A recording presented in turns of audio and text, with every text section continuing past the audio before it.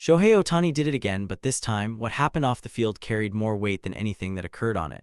On a night when the baseball world was already watching, Ohtani drove a pitch into the gap, sprinted down the first baseline, rounded the bag, and slid into second. The scoreboard confirmed what everyone in the stadium already sensed: career double number 200. A milestone that places him in a conversation that very few players in the modern era can enter with the same credentials. But the number itself, as significant as it is, turned out to be only the beginning of the story. Mookie Betts was standing directly behind him. He had the best seat in the house, and he heard something from the opposing dugout that he was never supposed to hear. Words that were never meant to travel that far. Words spoken between opponents in private, men who had spent the entire game trying to prevent exactly what had just happened. And what Betts heard in that moment brought him to tears on camera, in front of reporters, without warning and without apology. Every baseball moment exists on two levels simultaneously. The first level is what the cameras capture: the pitch, the swing, the crack of contact, the trajectory of the ball, the sprint, the slide, the scoreboard updating in real time. That level is broadcast, archived, replayed, and analyzed across every platform within minutes of occurring. The second level is what the cameras never reach. It lives in the conversations that happen in the gaps between plays, in the words exchanged under the noise of 60,000 people, in the sounds that only the people standing in exactly the right position at exactly the right moment ever get to hear. That second level is where the real texture of baseball lives, and it is almost always lost the moment the game moves forward. On the night Ohtani hit his 200th career double, Mookie Betts happened to be positioned at that second level. He was standing directly behind Ohtani, close enough to observe everything: the body language, the immediate reaction of the infielders, the response from both dugouts. He described Ohtani's swing as producing a sound that is different from anyone else in the game: deeper, more final. When Ohtani makes perfect contact, experienced players on both sides of the field recognize it immediately, not from the result but from the sound itself. Betts has been his teammate long enough to know that sound by instinct. On this night he heard it, and then he heard something else entirely. Before arriving at what Betts heard, it is necessary to understand exactly what 200 doubles represents in the context of professional baseball, because the number requires context to carry its full weight. A double is not a simple stat. It is not a product of raw power alone, or speed alone, or luck alone. It represents the intersection of multiple elite skills functioning simultaneously in a single at-bat. To consistently hit doubles at the major league level, a hitter must possess gap-driving power, the ability to drive the ball with enough force and angle to reach the outfield gaps rather than arriving at fielders. That is a power skill. But it is also a pitch recognition skill, the ability to identify which pitches can be driven in which directions and to make that decision within fractions of a second. And it is a base-running intelligence skill, knowing instantly whether to stop at first, push to second, or read the ball off the wall and commit to the extra base. 200 doubles means that Shohei Ohtani has produced that exact combination of skills, successfully 200 times across thousands of major league at-bats, against every pitching staff in the American and National Leagues, against every defensive alignment designed specifically to stop him, against scouting reports updated continuously to exploit any weakness that analysts could identify. He produced 200 doubles in spite of all of it. This is not the product of one extraordinary game or one extraordinary week. 200 doubles equals the unglamorous, essential quality of showing up at an elite standard every single day. It is consistency accumulated over years, at-bats and pitch sequences, a relentless grinding standard that the vast majority of professional players never approach at any point in their careers. The players who understand the game most deeply are the players who understand exactly how difficult that number is to reach. And on the night Ohtani reached it, the opposing dugout understood it completely. The opposing dugout understood this, and what they chose to do with that understanding produced the moment that brought Mookie Betts to tears. After the game, reporters sought out Mookie Betts for a teammate's perspective piece. These interviews are standard procedure following a significant milestone. The expectation is that a teammate will offer measured praise, acknowledge the achievement, perhaps share a brief personal observation, and move the conversation forward. That is the formula. Betts followed it initially.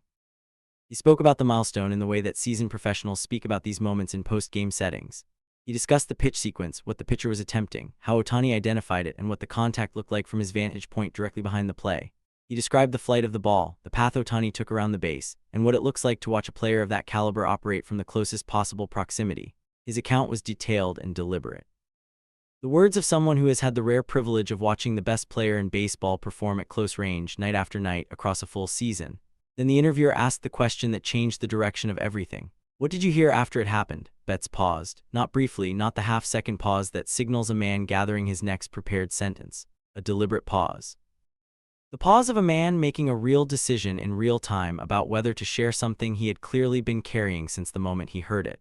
The kind of pause that tells everyone in the room that whatever comes next has not been rehearsed and has not been filtered through a media relations process. Will he say it? Did he decide to share it? He decided yes.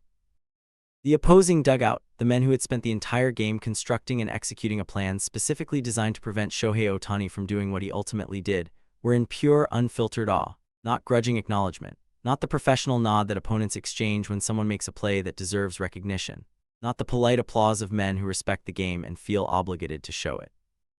What Betts described was something that does not follow any professional script, genuine, private, unperformed admiration from men who were, by definition, on the other side of the outcome. The critical detail is this: they were not speaking to Ohtani. They were not performing for the cameras or for the crowd. They were speaking between themselves in the way that people speak when they believe no one outside their immediate circle can hear them. They did not know that Mookie Betts was in a position to hear what they were saying. They did not know that their words would travel outside that dugout. Praise from fans, teammates, and media is expected, but respect from opponents in private is the purest form of recognition in sport.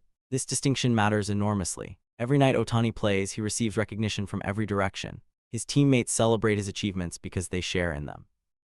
The fans in his home stadium respond to every significant moment. The media documents every milestone and analyzes every performance. That recognition is real, but it is also entirely predictable. It comes from people whose relationship to Ohtani gives them every reason to speak well of him. The opposing dugout has no such reason.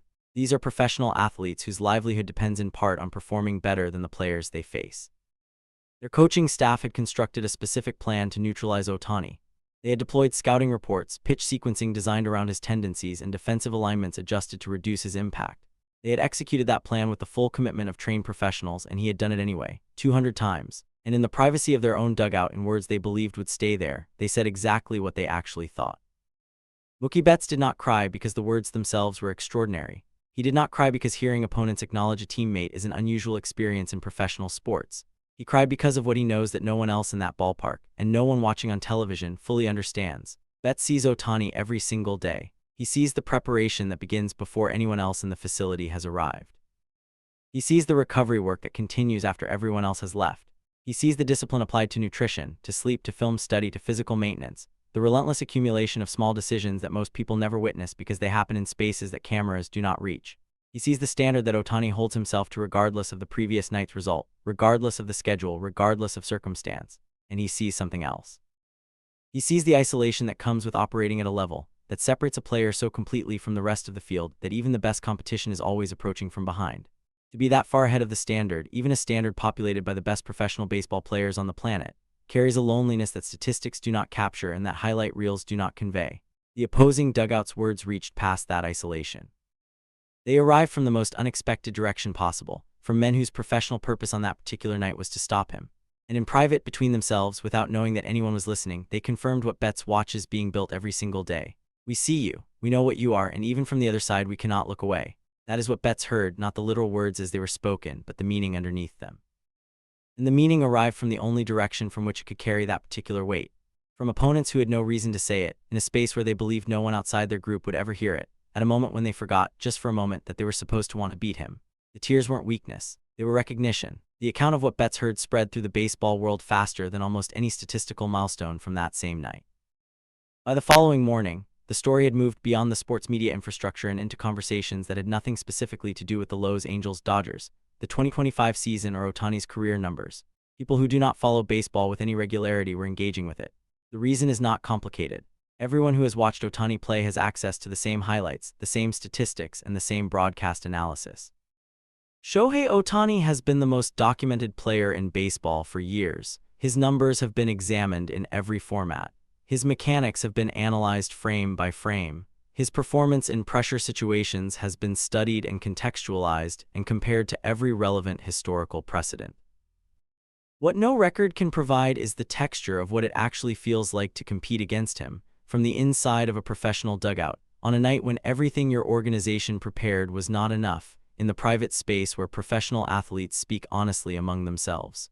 The opposing dugout provided that texture without intending to.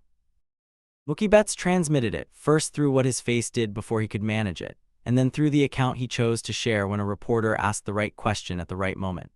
And the baseball world responded to it the way it responds to genuine truth, rapidly, and without the skepticism that tends to accompany stories that feel manufactured or strategically released. The baseball world responded because it felt like genuine truth, unscripted, unmarketed, arriving from a completely unexpected direction. The 200th double is in the record books now. It is permanent. It will appear in career statistical summaries and historical comparisons, and in the biographical record of a player who arrived from Japan and immediately altered the assumptions of what a single professional baseball player could do at the highest level. But the words spoken in that opposing dugout are in no database. They were not recorded by any official scoring system. They do not appear in any box score or game log. They exist in Mookie Betts' memory, and in what he chose to share with a reporter after a game in which he had once again been given the best seat in the house, standing directly behind the best player in baseball, close enough to hear what opponents say when they forget they are supposed to want to beat him. Shohei Ohtani isn't just the best player in baseball. He's the kind of player who makes the people trying to beat him stop just for a moment and forget that they're supposed to want to. 200 doubles. A dugout full of opponents finding honesty they didn't plan to share. A teammate close enough to hear it, moved enough to cry. That is the real milestone.